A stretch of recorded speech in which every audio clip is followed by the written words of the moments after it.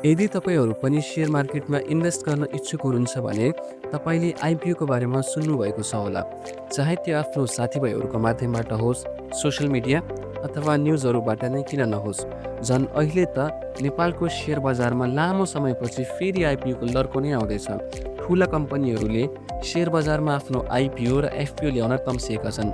Recently कुरा गर्ने हो भने आजको दिन पुस 21 गते गार्डियन लाइफ इन्सुरेन्स कम्पनीले आफ्नो आइपिओ ल्याएको छ।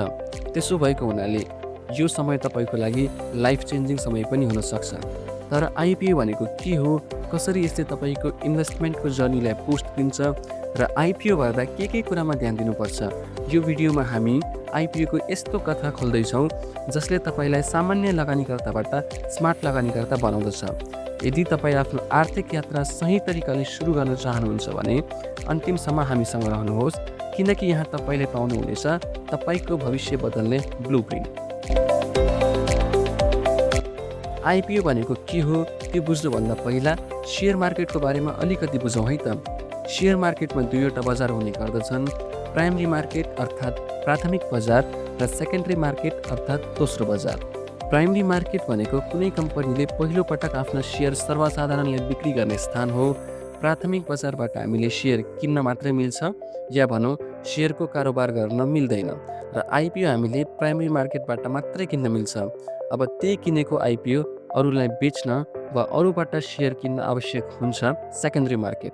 सेकेन्डरी मार्केट भनेको पहिले नै जारी गरिएका सेयर लगानीकर्ताहरू बीच किनबेच हुने स्थान हो, जहाँ हामीले आफूसँग भएको सेयर वा आइपिओ अरूलाई बेच्न सक्दछौँ अथवा अरूसँग भएका सेयर हामीले आफू किन्न सक्दछौँ। अब कुरा गरौँ आइपिओको बारेमा। आइपिओ अर्थात् इनिसियल पब्लिक अफरिङ भनेको कुनै पनि कम्पनीले पहिलो पटक आफ्नो सेयर सर्वसाधारणहरूलाई बिक्री गर्ने प्रक्रिया हो। यस प्रक्रियाबाट कम्पनीले पुँजी सङ्कलन गर्छ र निजी कम्पनीबाट सार्वजनिक कम्पनीमा रूपान्तरण हुन्छ। आइपिओ निकालेपछि मात्रै त्यो कम्पनी नेप्सीमा लिस्टेड भई सेयर मार्केटमा उक्त कम्पनीको सेयरको कारोबार सुरु हुन्छ।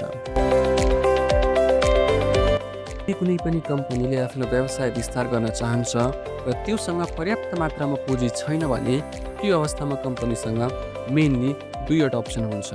पहिलो अप्सन भनेको कि त ब्याङ्कबाट लोन लिनुपर्ने हुन्छ, तर लोन लियो भने त्यसको इन्ट्रेस्ट नै तिर्नुपर्ने हुन्छ र निश्चित समयावधिभित्र लोनको भुक्तानी गरिसक्नु पर्दछ, जसबाट कम्पनीको लाइबिलिटिज र एक्सपेन्सेस दुवै बढ्न जान्छ। र अर्को राम्रो अप्सन के हुन्छ भने आइपिओको थ्रुबाट केही मात्रामा सेयर बेचेर फन्ड कलेक्ट गर्ने र जुन कलेक्ट गरेको पैसा छ त्यो पैसा फिर्ता पनि गर्नु पर्दैन, न त त्यसमा इन्ट्रेस्ट नै दिनुपर्छ। त्यसको सट्टामा कम्पनीले आफ्नो सेयर दिने गर्दछन्, जहाँ कम्पनी प्रफिटमा छ भने मात्र त्यो प्रफिट सबै सेयरधानीहरू बीच बाँड्नु पर्दछ, जसले जोखिम पनि घट्ने गर्छ। आइपिओ निकाल्ने अर्को कारण भनेको सेयर मार्केटमा लिस्ट हुनलाई पनि हो, किनकि सेयर मार्केटमा लिस्ट हुनलाई पहिला आइपिओको थ्रुबाट पब्लिकलाई आफ्नो सेयर दिनुपर्ने हुन्छ र त्यसपछि मात्रै कम्पनी नेप्सीमा लिस्ट हुन्छ। आइपिओ सर्वसाधारणका लागि आफ्नो पैसा लगानी गरेर नाफा कमाउने र ठुलो कम्पनीको हिस्सेदार बन्ने राम्रो अवसर हो। र आइपिओको फाइदा भनेको कुनै पनि कम्पनीको सेयर त्यसको बजार मूल्यभन्दा कम मूल्यमा पाउनु हो। प्राय कम्पनीहरूले आफ्नो आइपिओको मूल्य 100 रुपियाँ प्रति किता राख्ने गर्दछन् र त्यसको सेयर मार्केटमा ओपनिङ प्राइस त्यो 100 रुपियाँभन्दा बढी नै हुन्छ। र अझ एफपिओको कुरा गर्ने हो भने त तपाईँलाई पहिला नै थाहा हुन्छ कि त्यो कम्पनीको बजार मूल्य कति छ र त्यो कम्पनीको सेयर मार्केटमा कति रुपियाँ प्रति किताले कारोबार भइरहेको छ, र तपाईँले इन्स्टेन्टली आफूलाई परेको आइपिओ र एफपिओ बेच्न चाहनुभयो भने पनि नाफा नै हुन्छ। आइपिओ अथवा एफपिओ तपाईँले कम्तीमा पनि 10 किता किन्नुपर्ने हुन्छ, जसले गर्दा तपाईँसँग यदि 1000 रुपियाँ मात्रै छ भने पनि तपाईँले आइपिओ गर्न सक्नुहुन्छ र प्राय तपाईँले नाफा नै कमाउनुहुन्छ। अझ तपाईँ स्टुडेन्ट हो अथवा टिनेजर हुनुहुन्छ भने त तपाईँले जुनसुकै कम्पनीको आइपिओ आउँछ सबै भर्ने गर्नुहोस्, जसले गर्दा तपाईँको फ्युचर सिक्योर नै हुन जान्छ र तपाईँको इन्भेस्टमेन्ट गर्ने बानीको विकास नै हुन्छ। नेपालमा आइपिओ प्रक्रिया निम्नानुसार छ। सुरुमा त कम्पनीले नेपाल वित्तपत्र बोर्ड सेबोनबाट स्वीकृति लिनुपर्छ।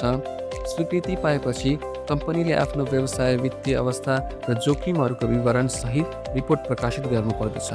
त्यसपछि सर्वसाधारणहरूले तोकिएको अवधिमा आइपिओका लागि आवेदन दिने गर्दछन्।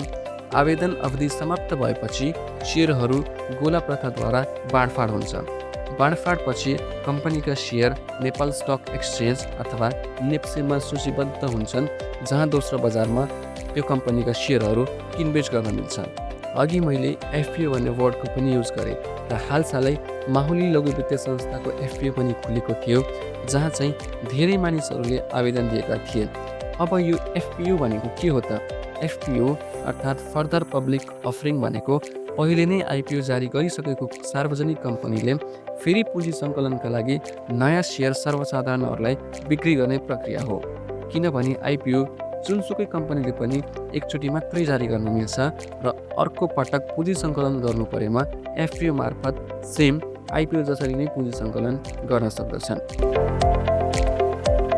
आइपिओमा आवेदन दिनका लागि तपाईँसँग निम्न कुराहरू हुनुपर्दछ। पहिलो भनेको डिमेट अकाउन्ट, जुन तपाईँले आफ्नो खाता भएको ब्याङ्कको थ्रुबाट ब्याङ्कमा नै गएर अथवा आजभोलि त अनलाइनबाट नै इजिली खोल्न सक्नुहुन्छ। त्यसपछि मेरो सेयर अकाउन्ट खोल्नुपर्ने हुन्छ, जुन तपाईँले डिमेट अकाउन्ट खोल्ने बेला नै सँगै खोल्न सक्नुहुन्छ।